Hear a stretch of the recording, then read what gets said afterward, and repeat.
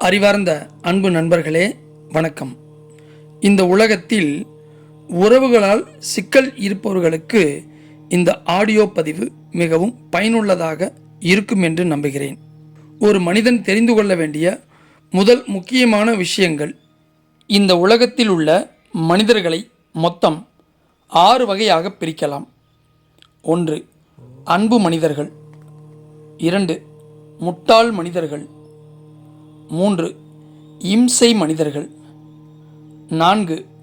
நச்சு மனிதர்கள், அதாவது பாய்சன் மனிதர்கள். 5. கல் மனிதர்கள். 6. ஞானிகள். இந்த 6 வகை மனிதர்கள் எப்படி இருப்பார்கள் என்பதை புரிய வைப்பதற்காகத்தான் இந்த ஆடியோ பதிவு. எந்த மனிதர்களால் நமக்கு இன்பம் வரும், எந்த மனிதர்களால் நமக்கு துன்பம் வரும் என்பதை புரிய வைக்கும் ஆடியோ. இந்த 6 வகையான மனிதர்களை சமாளிப்பது எப்படி, இந்த 6 வகை மனிதர்களில் நாம் யார் என்பதை உணர்த்தும் ஆடியோ. இந்த 6 வகை மனிதர்களால் நாம் பாதிக்காமல் வாழ்வது எப்படி என்பதை புரிய வைக்கும் ஆடியோ. ஒரு மனிதனுக்கு 69 வகையான குணங்கள் அல்லது உணர்வுகள் இருக்கிறது. இதில் 25 குணங்கள் மிக முக்கியமான குணங்கள். இந்த 25 குணங்களை பற்றி நாம் தெரிந்து கொண்டாலே நாம் மற்றவர்களை பாதிக்காமல் மற்றும் மற்றவர்களால் நாமும் பாதிக்காமல் வாழ முடியும். நண்பர்களே, மனிதர்களில் 6 வகை என்று நாம் கூறியிருந்தோம்.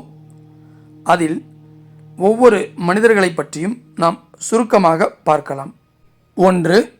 அன்பு மனிதர்கள் யார்? 69 குணங்களில் சுமார் 75% மேலாக நல்ல குணங்கள் வைத்திருக்கும் ஒரு நபருக்கு பெயர்தான் அன்பு மனிதர் என்று பெயர்.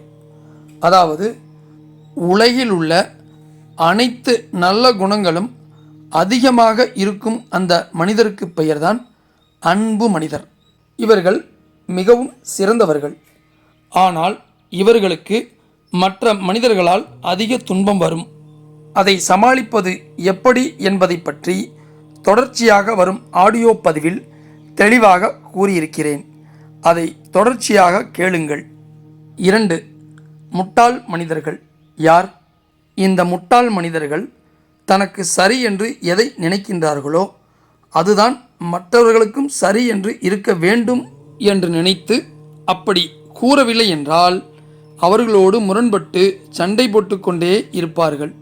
தனக்கு எது பிடித்திருக்கிறதோ அதுதான் மற்றவர்களுக்கும் பிடிக்க வேண்டும் என்று கூறி மற்றவர்களோடு அடிக்கடி சண்டை போட்டுக்கொண்டும் மல்லு கட்டி கொண்டும் இருப்பார்கள். இவர்கள் வேண்டுமென்றே அடுத்தவர்களுக்கு துன்பம் கொடுக்க மாட்டார்கள்.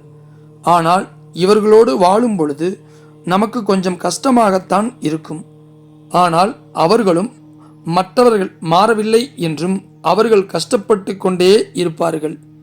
இவர்களிடம் பொறுமையாக பேசி புரிய வைத்தால் கொஞ்சம் கொஞ்சமாக மாறுவார்கள். இவர்களை சமாளித்து வாழ்வது எப்படி என்று இனி தொடர்ச்சியாக வரும் ஆடியோ பதிவில் நான் தெளிவாக கூறியிருக்கிறேன். அதை முழுமையாக கேளுங்கள். 3. இம்சை மனிதர்கள் யார்? உதாரணம், சந்தோஷ் சுப்பிரமணியம் என்ற படத்தில் வரும் சந்தோஷின் அப்பா சுப்பிரமணி என்ற பிரகாஷ் தான் இதற்கு உதாரணம். இவர்கள் எல்லா விஷயத்தையும் இவர்களே செய்துவிட்டு கூட இருக்கும் நபர்களை டம்மியாக வைத்துக்கொண்டு கஷ்டப்படுத்துவார்கள். இவர்கள் வேண்டுமென்றே மற்றவர்களை கஷ்டப்படுத்துவதில்லை. இவர்களது குணம் அப்படித்தான். இவர்களிடம் பொறுமையாக பேசி புரிய வைத்தால் இவர்கள் கட்டாயம் மாறுவார்கள். இவர்களோடு நிம்மதியாக வாழ்வது என்பது எப்படி என்பதை வரும் ஆடியோ பதிவில் தெளிவாக கூறியிருக்கிறேன். இதை தொடர்ச்சியாக கேளுங்கள். 4வது மனிதர் யார்? கல் மனிதர்கள். இவர்கள் 100% சுயநலவாதிகள். இவர்கள் 24 மணி நேரமும் தனக்காக மட்டுமே வாழ்வார்கள். அதே சமயம் வேறு யாரையும் துன்பப்படுத்த மாட்டார்கள். மற்றவர்கள் மீது அன்பு, பாசம், கருணை என்று எதுவுமே இருக்காது. ஆனால் இவர்கள் யாரையும் டிஸ்டர்ப் செய்ய மாட்டார்கள். கல் போல வாழ்வார்கள். இம்சை மனிதர்கள் நச்சு மனிதர்கள், முட்டாள் மனிதர்கள் என்ற இந்த 3 மனிதர்களோடு வாழ்வதை விட கல் மனிதர்களோடு வாழ்வது ஈஸி.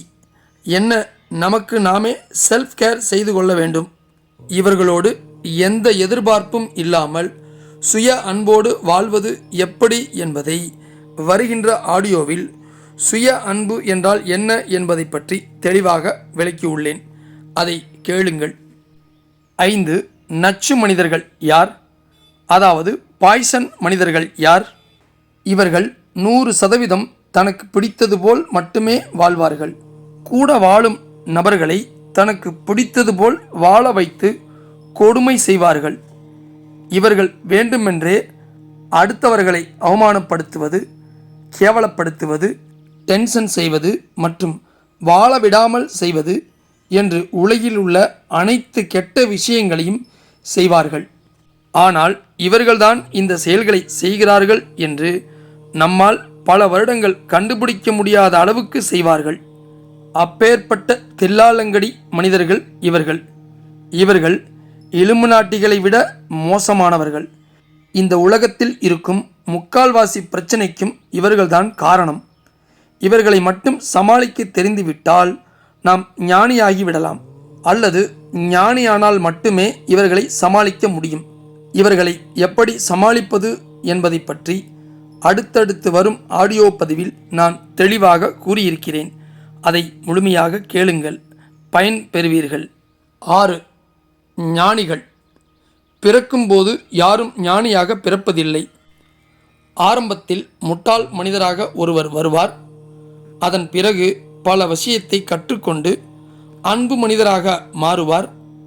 அன்பு மனிதராக மாறிய பிறகு மற்ற மனிதர்களால், அதாவது இம்சை, முட்டாள், நச்சு மற்றும் கல் ஆகிய 3 மனிதர்களால் துன்பப்படுவார். அதன் பிறகு இவர்களிடமிருந்து எப்படி தப்பித்து வாழ்வது அல்லது இவர்களை எப்படி சமாளிப்பது என்பதை கஷ்டப்பட்டு கண்டுபிடித்து ஞானியாக மாறிவிடுவார். அதாவது மற்ற 5 குணமுள்ள நபர்களோடு வாழும் பொழுது தான் பாதிக்காமல், அதே சமயத்தில் மற்றவர்களுக்கும் பாதிப்பை ஏற்படுத்தாமல் வாழும் ஒரு மனிதனை ஞானி என்று அழைப்பார்கள். வருகின்ற ஆடியோ பதிவை முழுமையாக கேளுங்கள். உங்களை ஞானியாக மாற்றும் என்பது உறுதி. ஞானியாக இருந்தால் மட்டுமே மீதமுள்ள 5 நபர்களோடு பாதிக்காமல் வாழ முடியும். அன்பு நண்பர்களே, ஒன்றை நாம் நன்றாக புரிந்து கொள்ள வேண்டும். உலகில் மகிழ்ச்சியாக, நிம்மதியாக வாழ்வதற்கு ஒரே வழி ஞானியாக மாறுவது மட்டுமே. நீங்கள் எந்த மனிதராக இருந்தாலும் உங்களை ஞானியாக மாற்றுவதுதான் இந்த ஆடியோ பதிவின் நோக்கம். ஆகையால் அன்பு நண்பர்களே, தயவு கூர்ந்து இதன் தொடர்ச்சியாக வரும் ஆடியோ பதிவை ஒவ்வொன்றாக கேளுங்கள், புரிந்து கொள்ளுங்கள். மகிழ்ச்சியாகவும் சந்தோஷமாகவும் நிம்மதியாகவும் வாழ்வோம். நன்றி, வணக்கம்.